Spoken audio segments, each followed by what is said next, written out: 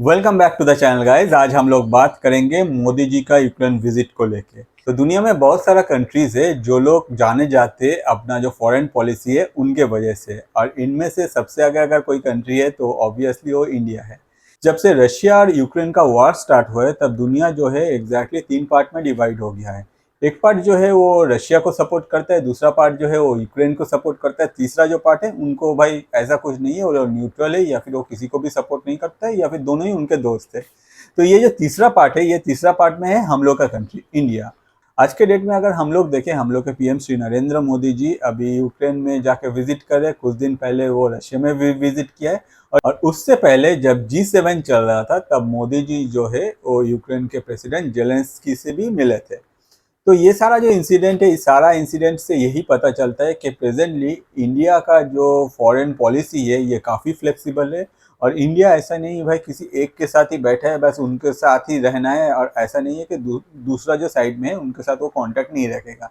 तो जैसे मैंने आपको कहा, जब से ये वॉर स्टार्ट है तब से आज तक कोई भी हेड ऑफ द स्टेट ये दोनों कंट्री विजिट नहीं किया except Indian PM Shri Narendra Modi ji, जो कि एक सिग्नेचर क्रिएट करता है जो जियोपॉलिटिक्स में इंडिया का एग्जैक्ट जो पोजीशन है उसको ही डिस्क्राइब करता है। इसी साल का 14 जून में हम लोग देखे, हम लोग के पीएम श्री नरेंद्र मोदी जी G7 में गए और वहाँ जेलेंस्की से मिले। सारा जो पिक्चर है वो इंटरनेट में वायरल हो रहा था। दुनिया के डिफरेंट जो मीडिया हाउसेस थे वो लोग अपने तरफ से डिफरेंट टाइप ऑफ आर्टिकल छाप रहा था। और उसके बाद 8 जुलाई को हम लोग के पीएम रशिया विजिट में गए और रशिया में जाके मोदी जी पुतिन को हक किया।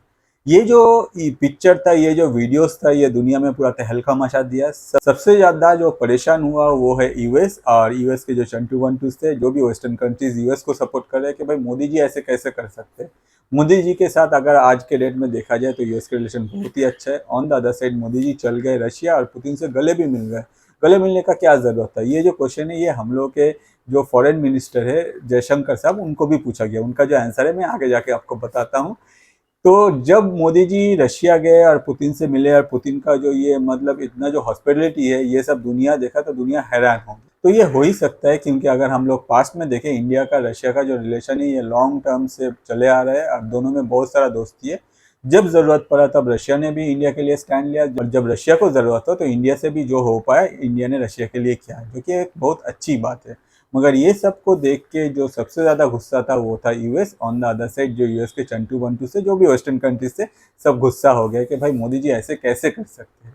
तो प्रेजेंटली हम लोग देख रहे हैं मोदी जी यूक्रेन विजिट कर रहे हैं और यूक्रेन में जेलेंस्की के गले मिले, साथ साथ जो कीव में डिफरेंट जो लोकेशन है वो ट्रैवल किया।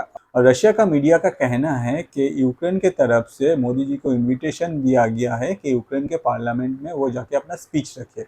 तो जब मैं ये वीडियो रिकॉर्ड कर रहा हूँ अब तक मोदी जी ने ये स्पीच अभी तक नहीं रखा। हो सकता है कि मोदी जी आगे जाके आगे ऐसा कोई स्पीच रखे जिसमें मोदी जी हो सकता है कि कहे कि ये जो वार है ये जितना जल्दी हो सके एक्सचेंज ऑफ डायलॉग के थ्रू इसको ख़त्म किया जाए। On the other side Modi ji Russia का नाम ना लें। तो अगर ऐसा होता है तो ये एक ऐसा स्टेप होगा जिससे इंडिया जो है, इंडिया रशिया के तरफ जो दोस्ती है वो भी बरकरार रखेगा। On the other side India दुनिया में पीस एस्टैब्लिश हो ये भी करने का कोशिश करेगा। तो आगे क्या होगा ये जानने के लिए हम लोग को थोड़ा सा वेट करना पड़ेगा। ऑन द अदर साइड अगर हम लोग वेस्टर्न कंट्रीज को देखें जिनमें यूएस सबसे आगे है, यूएस काफ़ी खुश हो गया है। और इंडिया और यूएस के बीच में जो सोसा एग्रीमेंट है वो हम लोग के जो डिफेंस मिनिस्टर है वो जाके साइन हो गया है। और एक और एग्रीमेंट हो सकता है आगे जाके साइन हो, जो RDP एग्रीमेंट कहा जाता है। इसको लेके भी मैं अलग सा वीडियो बना के रखा हूँ चैनल में, अगर आप चाहे तो जाके देख सकते हैं। तो ये सब सुनने के बाद आप पूछ ही सकते हो कि भैया ये जो यूक्रेन का जो एयर स्पेस है ये तो काफ़ी डेंजरस है अभी, और मोदी जी कैसे ट्रैवल कर रहे हैं। तो मैं आपको बोल दूं कि जब भी कोई head of the state travel करता है, जैसे कि हम लोग देखें कि यूक्रेन में डिफरेंट कंट्रीज़ के जो लीडर्स थे वो गए थे, at that point of time पहले से ही रशिया को इन्फॉर्मेशन प्रोवाइड किया जाता है कि हम लोग का जो हेड ऑफ द स्टेट है ये इस टाइम में आप इस कंट्री में ट्रैवल कर रहे हैं, आप लोग प्लीज़ जो वार है इसको मतलब पॉज कर दीजिए, या फिर इस टाइम में एयर स्पेस जो है ये कम्प्लीटली क्लियर चाहिए। तो ऐसा बहुत सारा इंटीमेशन पहले से ही दिया जाता है, और आगे वाला जो कंट्री है वो हमेशा इस तरह का जो डिसीजन होता है उसको रेस्पेक्ट करते हैं, वो अपने तरफ से कुछ भी स्टेप नहीं लेते। ऑन द अदर साइड अगर हम लोग इस टाइम में देखें तो हम लोग को पता चलता है कि मोदी जी ने जो एयर स्पेस है यूक्रेन का वो यूज़ नहीं किया। मोदी जी पहले पोलैंड गए हैं, क्योंकि पोलैंड का और इंडिया का जो रिलेशन है ये काफ़ी पुराना है, मगर ये जो रिलेशन है ये काफ़ी ठंडा पड़ गया था। और पोलैंड के साथ हम लोग का प्रेजेंटली जो है उतना ज़्यादा कुछ मतलब ट्रेड भी नहीं हो रहा है, उस लेवल पे हम लोग का जो रिलेशन है वो ग्रो भी नहीं कर रहा है।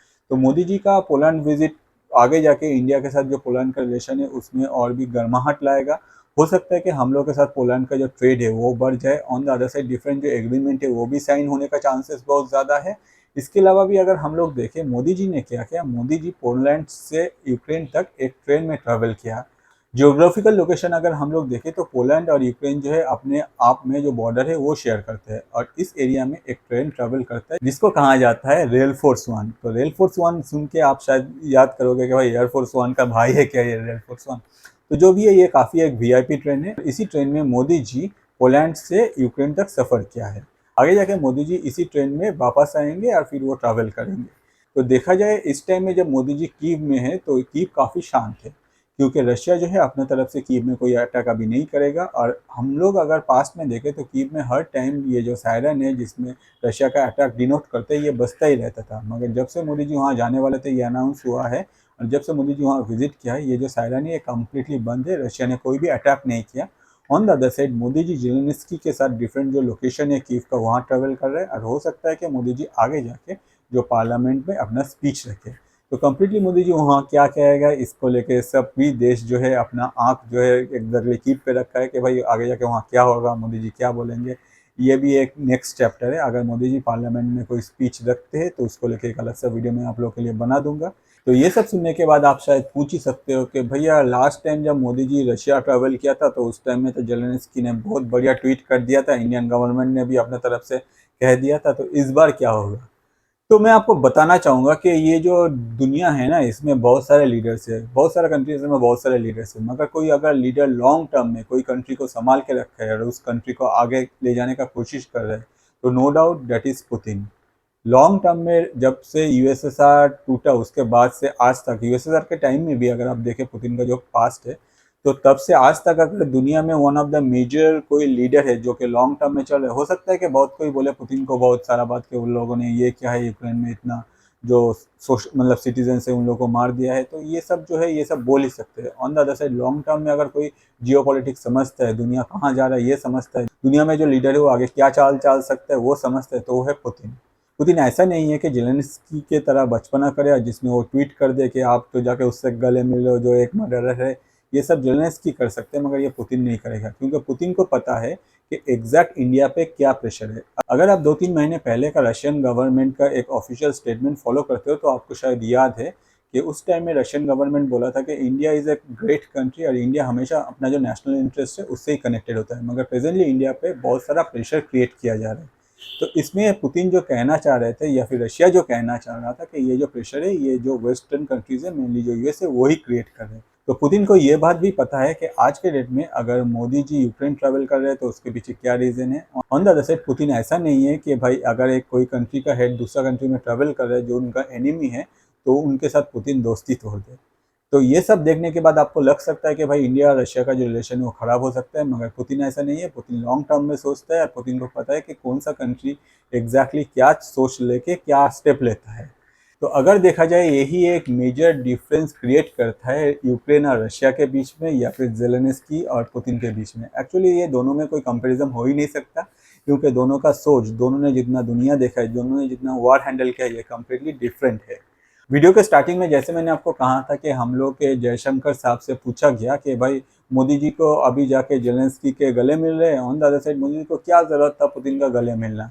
तो जयशंकर साहब का जो आंसर था ये काफ़ी एक अनोखा आंसर था। जयशंकर साहब ने कहा कि हम लोग जो है हम लोग इंडियन हैं और हम लोग का जो कल्चर है कि जब भी हम लोग किसी से मिलते हैं उसमें हम लोग जो है उनके गले मिलते हैं, और इसी वजह से मोदी जी डिफरेंट टाइम में डिफरेंट जो लीडर से हर किसी का गले मिलते हैं। ये जो है अपनापन दिखाता है और ये हम लोग के कल्चर में है। तो ये सुनने के बाद जो वेस्टर्न मीडिया के तरफ से ये क्वेश्चन आया था उनको अच्छा नहीं लगा कि भाई ऐसा कैसे बोल दिया। जयशंकर साहब को तो कुछ और बोलना चाहिए था जो कि अगेंस्ट मतलब पुतिन होता तो और भी अच्छा होता, तो उसमें हम लोग और भी कुछ ज़्यादा लिख पाते आर्टिकल और भी कुछ ज़्यादा वीडियो बना पाते और वही सबको हम लोग हाईलाइट करते हैं। मगर जयशंकर साहब जो है वो इंडियन है और वो इंडिया का जो प्रेजेंट फॉरेन पॉलिसी है उनके one of the major pillar है। तो एज वी नो कि दुनिया के बहुत सारा कंट्रीज जो है अभी मोदी जी का ये जो विजिट को लेके काफ़ी कुछ खुश है। On the western part, on the eastern part अगर देखें वो लोग भी खुश है, क्योंकि उन लोग को एनालिसिस करना आता है कि एक कंट्री का अगर हेड कोई स्टेप लेता है तो उसके पीछे क्या रीज़न है। तो होपफुली ये वीडियो आपको इंटरेस्टिंग लगा। अगर आपको ये वीडियो इंटरेस्टिंग लगा तो मैं रिक्वेस्ट करूंगा मेरा YouTube channel that is Atanu Paul ATANU space POL को जाकर सब्सक्राइब कीजिए।